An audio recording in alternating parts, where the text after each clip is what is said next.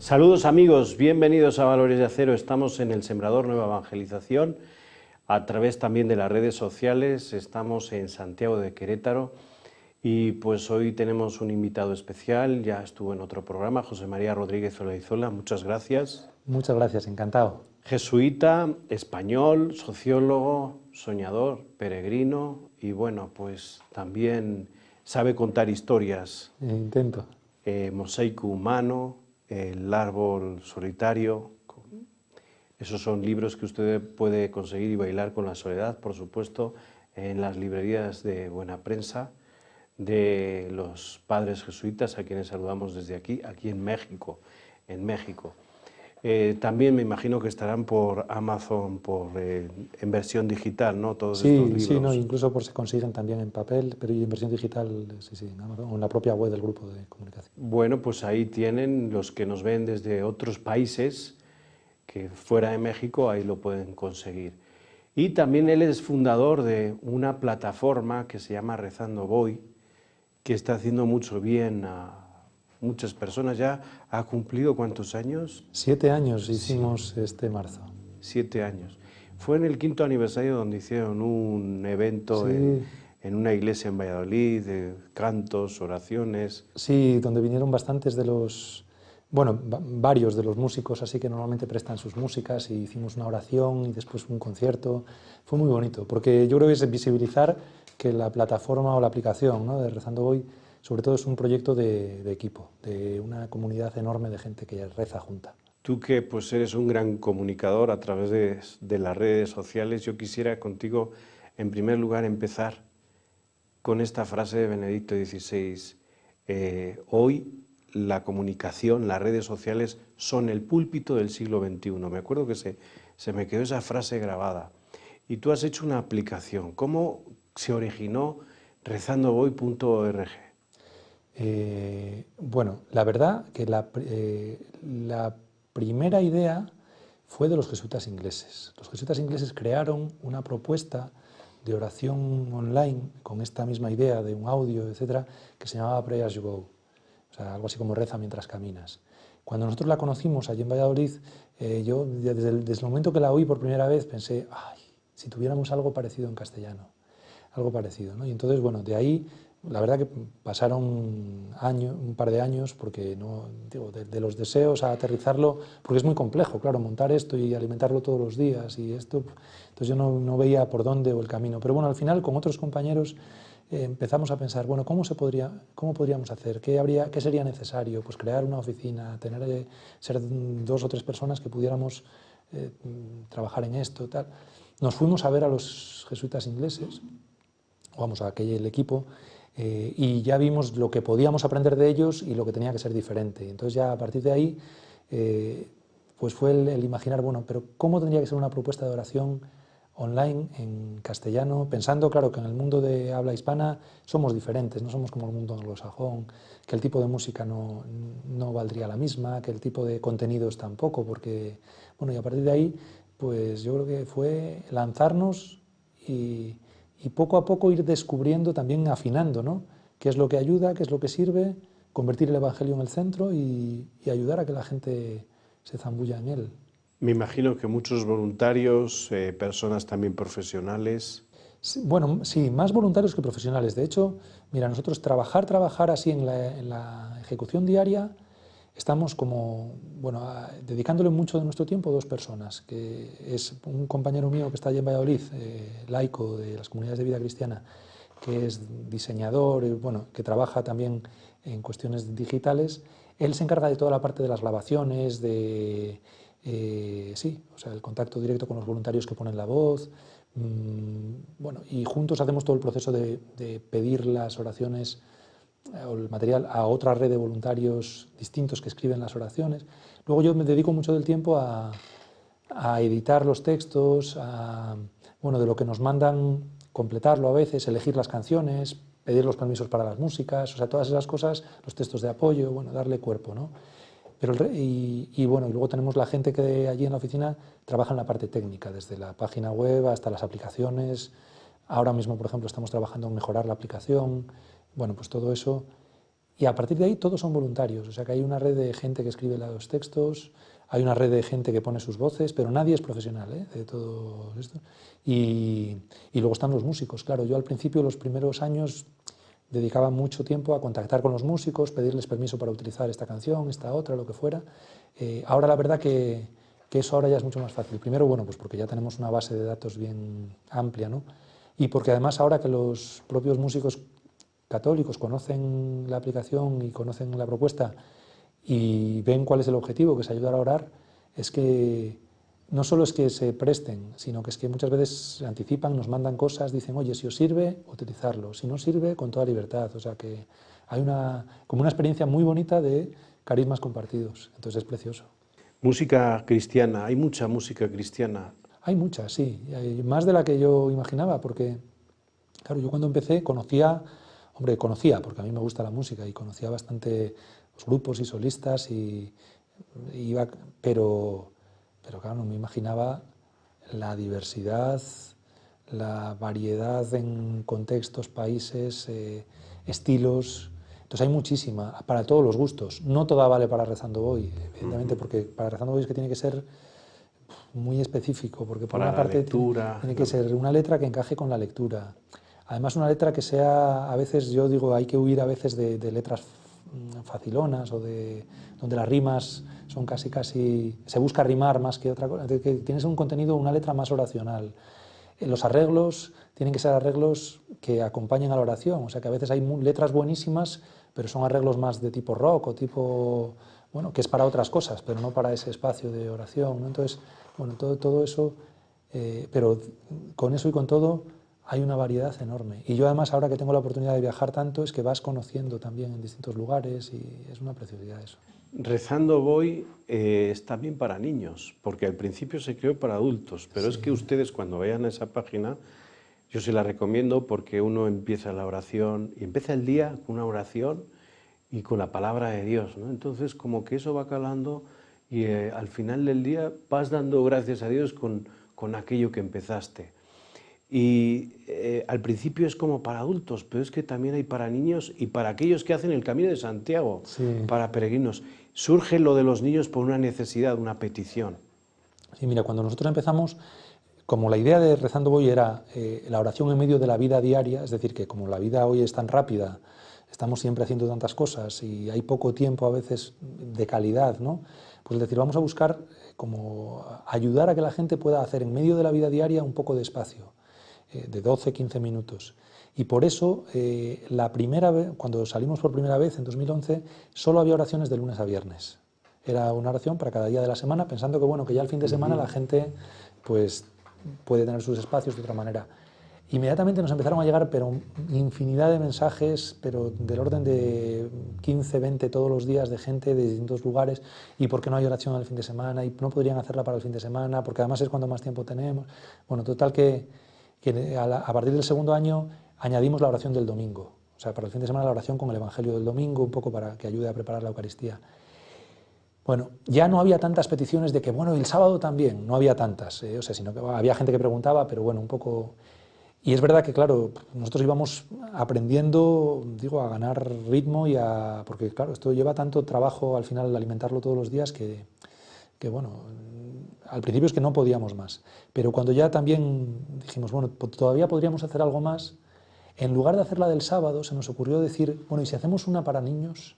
Si hacemos una oración para los niños, ayudándoles con el Evangelio del fin de semana, con el domingo, para que puedan preparar la Eucaristía, para que puedan... Entonces, creamos otro equipo.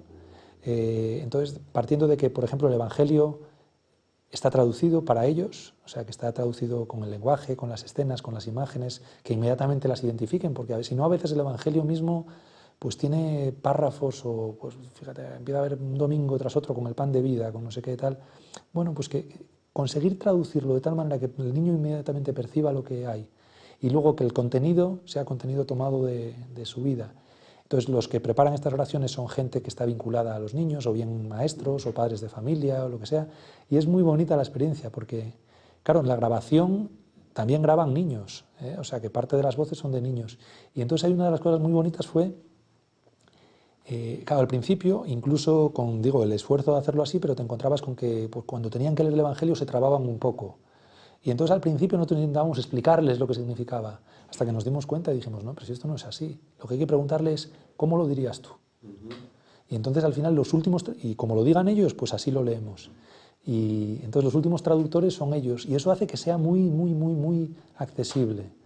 Hicimos también el del camino, porque es algo muy frecuente allí, y luego tenemos oraciones especiales que vamos creando como un poco más atemporalmente, pero para distintos temas, ¿no? Para examinar el día, para acompañar un duelo, o sea, oraciones que van surgiendo a veces el decir, pues esta necesidad en este momento, ante la violencia, ante lo que sea, ¿no?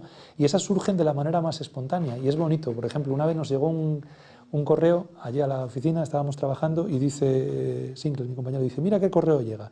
Y era una chica que dice, por favor, por favor, por favor, tenéis que preparar una oración para momentos de enfado, porque no puedo más.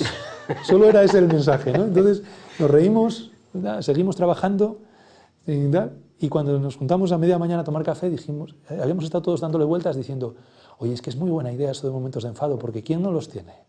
¿Quién no pasa a veces por un momento de decir, mira, es que mataría a quien tengo al lado? ¿Quién no pasa? Y oye, pues efectivamente la hicimos, ¿no? Y es una oración que se ha reproducido, descargado, utilizado muchísimo, ¿no? Y a veces uno mismo, yo hay veces que todavía digo, mira, voy a la oración esta un rato, porque sí, entonces es como tomar la vida e ir convirtiéndola en causa de oración. El tema de la comunicación. Aquí han pasado periodistas, profesores de comunicación, y nos dicen, la Iglesia ya está abriéndose a los espacios de comunicación, pero le falta un paso. Por ejemplo, la nomenclatura que utilizamos, el estar, lo que llaman ellos, la marca que esté posicionada, que sí está posicionada institucionalmente, pero hay mucha historia que contar. ¿Por qué nos cuesta mucho contar historias de lo que hacemos a nosotros los católicos? Bueno, yo creo que efectivamente estoy de acuerdo en las dos cosas, en que la Iglesia está abriéndose y en que la Iglesia necesita mejorar. Yo creo que nos cuesta, lo primero es que el paso que hay que dar, que no todo el mundo da, porque hay muy buenos comunicadores eclesiales también, pero hay muchos que ya se dirigen a los convencidos, y eso no ensancha fronteras. Es decir, hay mucha comunicación que está pensada pues para alimentar un poco la fe o la vivencia eclesial de gente que ya es creyente, y en ese sentido pues es fácil, digo, no es fácil, o sea, es difícil hacerlo y hacerlo bien, pero digamos que las reglas de juego están claras, por ejemplo el lenguaje, un montón de cosas, ¿no? Pero si tú quieres dar un paso más y decir, yo quiero llegar a gente que a lo mejor no respira de la misma manera, o está distante de la Iglesia, o tiene una serie de generalizaciones y de prejuicios y de tal y cual, claro, ahí hay que aplicar esa máxima pastoral tan universal de que hay que entrar con la de ellos para salir con la de Dios. Y esto quiere decir que, de alguna manera, tú tienes que hacer un esfuerzo enorme, yo siempre digo, por traducir, por ahí empieza todo.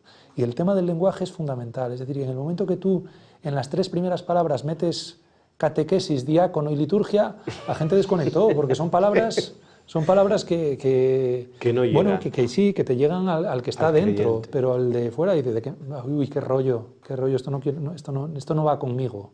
Entonces hay que ir hablando de temas, creo, hay que ser capaces, hay una labor enorme que es la labor de traducir. Y traducir el Evangelio, a la cultura contemporánea, y hablar de cómo la realidad nos está hablando de muchas cosas. Bueno, y un segundo elemento, que yo creo que también es complicado, y hay que entenderlo bien. La comunicación necesita comunicadores identificables.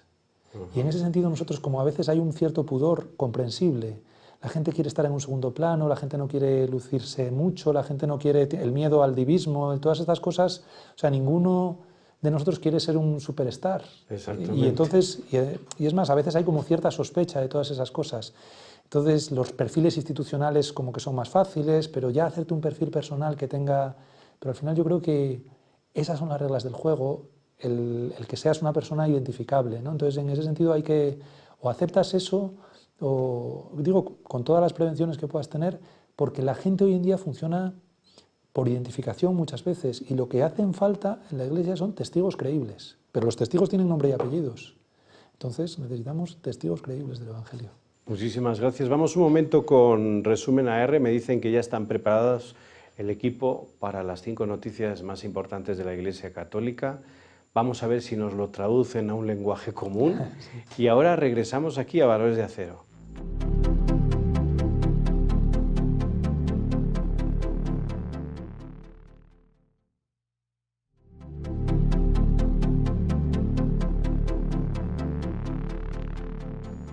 Muchísimas gracias al equipo de Resumen AR por esas 5 noticias más importantes de la Iglesia Católica, muy bien traducidas, por cierto. Y volvemos aquí a Valores de Acero, estamos en el Sembrador Nueva Evangelización, estamos con José María Rodríguez Olaizola, sacerdote jesuita. Bienvenido nuevamente, gracias por estar dentro de esta apretada agenda, gracias por estar aquí y compartir con nosotros. Tú te comunicas mucho por las redes sociales. Antes hemos hablado de la plataforma Rezando Voy para orar, ¿no? Sí. Y también pues están esas otras plataformas en las que se puede evangelizar desde la red social, el Facebook, el Twitter. ¿Qué te han generado a ti como religioso, jesuita y sobre todo pues como comunicador? Sí, mira, yo tanto en Facebook como en Twitter estoy muy activo y desde que estoy, una de las cosas que he descubierto es el potencial enorme que tienen para llevar una buena noticia. Es decir, que depende de cómo tú te plantees estar, te puedes convertir en portador, traductor, en línea con lo que hablábamos antes, ¿verdad?, del Evangelio. Porque las redes es verdad que son un espacio donde hay de todo. Hay humor, hay mal humor, hay crítica, hay inquina, hay comentarios a veces que te dan ganas de dejarlo, de cerrar las cuentas. Hay muchas cosas de esas, pero también hay cosas muy buenas. O sea, hay cosas que invitan. Entonces, de alguna manera, convertir la red en un altavoz de una lectura creyente de la vida, eso tiene muchísimas posibilidades, y a mí mi experiencia es esta. Es decir, claro, ¿por qué tanta gente se va sumando, sigue las cuentas o en Twitter o en el Facebook? ¿Por qué? Pues yo creo que porque encuentran algo que alimenta. Y entonces, en ese sentido, claro que es un espacio que, si lo cuidamos bien y encontramos un lenguaje, puede dar muchísimo de sí. Incluso, tengo un canal de YouTube también y me pasa lo mismo. O sea, los vídeos de YouTube, pues claro, es lo mismo, ¿no? Vídeos pequeños de 3, 4, 5 minutos, hablando un poco de la vida en una clave creyente, pues la gente responde muy bien. Tiene un eco. Hay sed de Dios, hablabas en Bailar con la Soledad, pues que hay una sed de Dios y también que el hombre quiere trascender, ¿no? Sí, yo creo que la sed de trascendencia es universal, es humana. Es decir, en el fondo la pregunta, ¿no?, de ¿hay alguien ahí? ¿Hay alguien más? Esa especie de sensación a veces vaga, difusa, de esto no puede ser todo.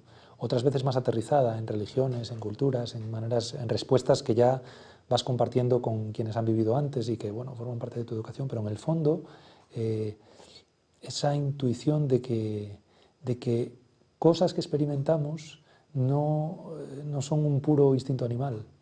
O sea, que el amor tiene que ser algo más que un ser, un conjunto de células, que que los afanes de justicia, de libertad, de muchas cosas, estos no se explican solo por pura biología. Y esta sed de trascendencia se transforma en rostros, historias. Tú nos hablas de una historia genial para mí, me gustó mucho, en El árbol solitario, sí, otro de tus libros, con Quique Figaredo, sí, un hombre muy activo, un obispo muy activo dentro de las redes, que tiene muchas historias que contar y que yo creo que a ti te impactó el viaje, el estar ahí y el conocer historias. Sí, mira, El corazón del árbol solitario es una biografía, en el fondo. Es la biografía de Quique Figaredo, que es un jesuita español que se marchó desde muy joven a Camboya. Bueno, primero a los campos de refugiados en la frontera de Camboya con Tailandia, y después ya entró en el país pues cuando se estaba recuperando de la atrocidad de los Khmeres rojos, que iba a decir diezmaron, pero no es que diezmaran, es que mataron a una cuarta parte de la población, o sea y dejaron el país, bueno, una guerra civil dejó el país sembrado de minas que han estado estallando todavía, bueno, todavía ahora estallan de vez en cuando, ¿no?, y mutilando personas. Entonces, yo conocía a Quique de mis primeros años en la compañía. Pues él era el que se acababa de marchar a Camboya y, bueno, te impresionaba mucho. Pero no nos conocíamos en persona, nos conocíamos a través de las redes, porque él conocía las cosas que yo escribía, yo conocía las cosas que él publicaba y, bueno, yo le admiraba mucho, la verdad, le admiro. Pero un par de muchachas del centro de pastoral universitaria en el que yo trabajaba en Valladolid, cuando terminaron la carrera de medicina, se fueron para allá unos meses a colaborar. Y cuando volvieron, volvían entusiasmadas y me contaban lo que habían visto, lo que habían vivido, y lo contaban con tal pasión, y que yo lo que sentí es, esto hay que contarlo.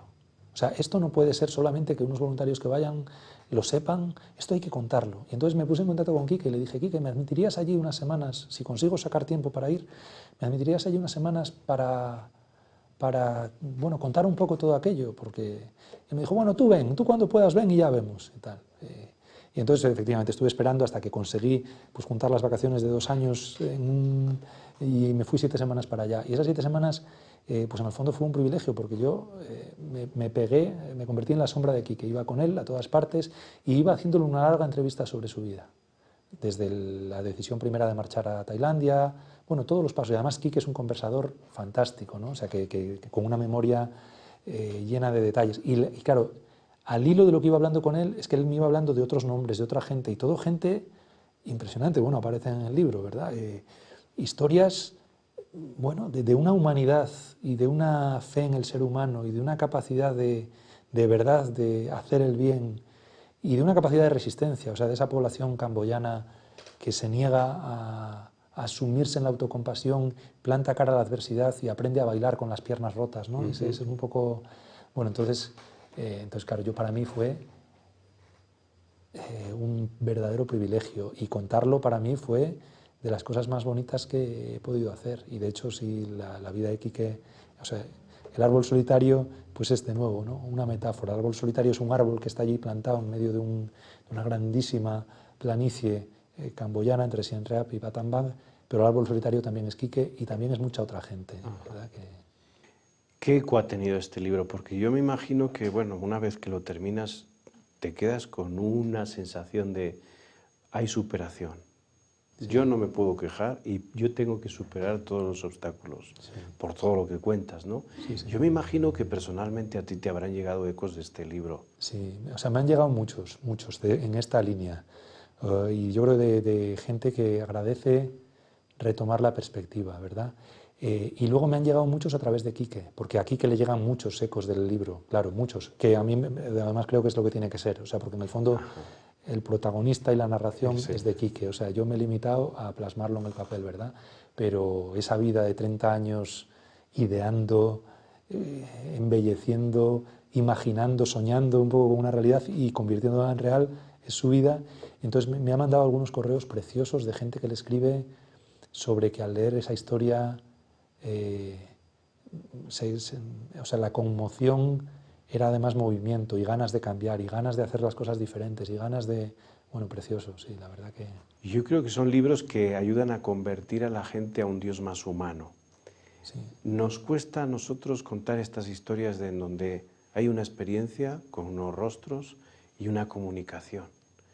Esto no se da frecuentemente y hay muchas historias, yo veo que hay muchas historias en el mundo y bueno, en la Iglesia que pueden dialogar con el hombre de hoy. ¿Crees que es desde la solidaridad donde podemos decir que vale la pena este mundo, vale la pena vivir? Fíjate, yo daría un matiz. Creo que es desde la fragilidad, porque yo creo que o sea, historias de solidaridad hay muchas, hay muchas, y muchas fascinantes y realmente admirables. Yo creo que lo que añade una historia como la de Quique o como algunas historias parecidas, o al contar historias como estas, y yo en ese sentido se lo agradezco mucho a Quique, es que cuando me contó su historia no se ahorró la parte de duda, inseguridad, noche oscura, los momentos en los cuales se te hace todo cuesta arriba, los momentos en los cuales no sabes si esto sirve para algo, los momentos... Porque eso es lo que hace creíbles las cosas. Porque si no, lo que tenemos son héroes admirables pero no imitables. Y en cambio, cuando lo que compartimos es que, bueno, pues que toca pelear para acertar, pero pelear desde donde uno está, eso uno cuando lo escucha, cuando lo ve, o cuando dice, esto creo que yo también lo podría vivir. Esto a mí me pasa mucho, o sea, digo que yo con mis primeros años de vida religiosa, claro, yo creo que quería contar las cosas con tal convicción, con tal seguridad, con tal certeza, que al final, claro, te vuelves alguien, sí, muy apasionado, pero con un nivel de fe que la gente dice, bueno, pero ¿de dónde sale esto? O sea, qué suerte, ¿verdad? En cambio, yo creo que también, porque es parte del proceso de madurar, cuando, bueno, dejas de endulzar tanto las cosas y cuando las cuentas con mucha más realismo y cuando compartes no solo tus convicciones, sino también tus dudas, y que hay días que tú tampoco crees en nada, y que hay días, cuando empiezas a esto, entonces la gente dice, ah, con esto me puedo identificar. O sea, si esta persona sintiendo esto arriesga de esa manera, creo que el riesgo es posible. No es que lo tenga todo claro, es que en medio de las zozobras de la vida diaria es capaz de afrontar. Y eso es lo que yo digo que son el elemento de fragilidad en las historias. Hablando de la fragilidad, yo creo que el dolor es gracia y el dolor hace fortaleza, hace a uno fuerte, ¿no? El sufrimiento en una sociedad que tenemos en donde se pone como algo frágil. Tú hablas de un dolor en el libro Bailar de la Soledad, de un compañero, de una experiencia pues de pérdida, ¿no? De pérdida y de ganancia. Yo siempre digo, perdemos y ganamos. En la vida están las dos cosas. Es Isidro, un compañero. Yo me imagino que esa experiencia te habrá enseñado. Ha habido un aprendizaje significativo ahí. Sí, sí, y es en el fondo una experiencia por la que quien más, quien menos todos pasamos alguna vez, que es la de perder a un ser querido y a veces además perderlo antes de tiempo, ¿verdad? Porque parece que la muerte en nuestra cultura contemporánea pues como que tiene un orden aceptable, es decir, que es bueno, pues si la gente se muere mayor, al final de una larga vida bien vivida, pues duele también, porque el amor pero bueno, como que encaja mejor, pero cuando alguien se muere en la flor de la vida, y Isidro se murió con 24 años de una leucemia, ¿no? Claro, te cuesta mucho más procesarlo, te cuesta mucho más entenderlo, te cuesta mucho más hacer una lectura creyente de esto. Y sin embargo, bueno, y la tentación es la tentación del rechazo, entonces esto no vale, esto no sirve, Pero yo creo que el gran aprendizaje es cuando uno es capaz de mirarle a la realidad con madurez, y yo creo que sin negarse a aceptar el dolor. O sea, el dolor es parte del amor. Perder a un ser querido, claro que te va a doler. Es más, lo triste sería que no te doliese.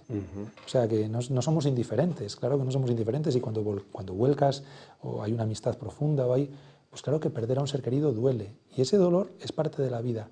Yo creo que el aprendizaje es es el decir, que no te engañen haciéndote creer que la vida solo es la parte brillante de la vida, o que la vida solo es estar bien, o que en la vida hay que actuar de tal manera que nunca nada te vaya a doler, porque entonces algo falla ahí, porque esa no es la vida real. La vida real es esta batalla concreta en la cual claro que todos preferimos estar bien antes que mal, es normal, lo preferimos, pero no huyas de estar mal de tal manera que no vivas, porque hay muchas cosas, muchas opciones, muchos proyectos, muchos compromisos que van a implicar pues que, oye, que hay momentos en los cuales la vida duele.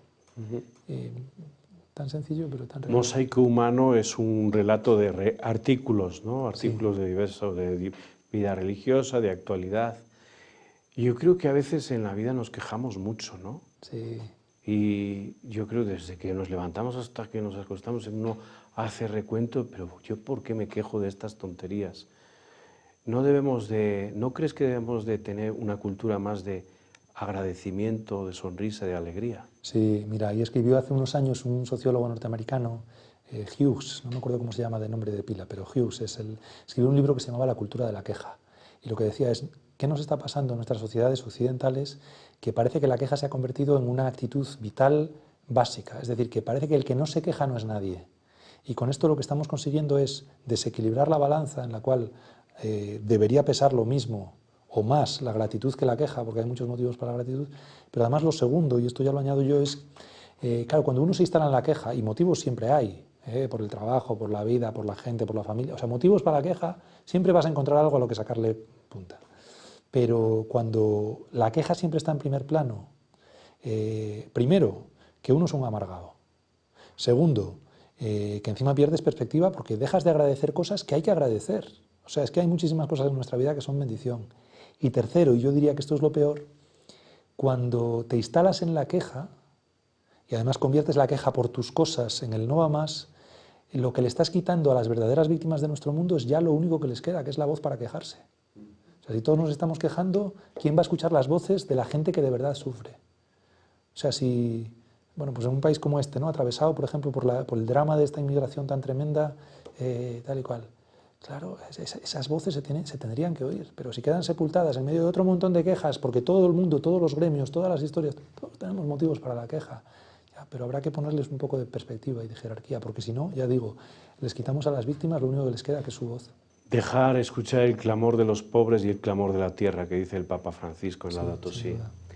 Pues terminamos agradeciéndote el estar aquí nuevamente. De verdad que ha sido un gusto y muchísimas gracias por este espacio. Gracias a ustedes por seguirnos. Hasta la próxima.